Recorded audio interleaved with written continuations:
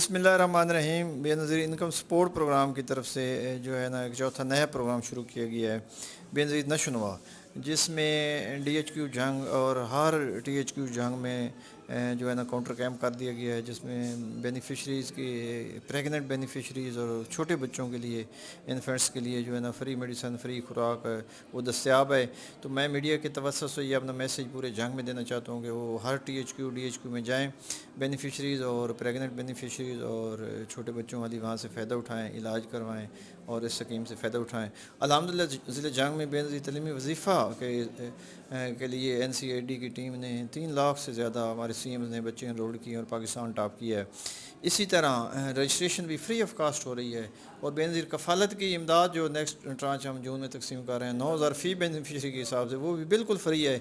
कोई ब्रोकर, कोई दलाल, कोई एजेंट कहीं कटौती करता है, कोई फ्रॉड करता है गरीब बेनिफिशरी के साथ, हम गरीब बेनिफिशरी के साथ खड़े हैं।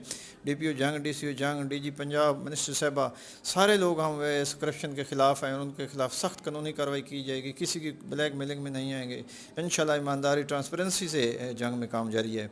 मैं और मेरी टीम दिन रात मुस्तैद। अगर किसी को शिकायत हो हमारे साथ रब्ता कर सकते हैं।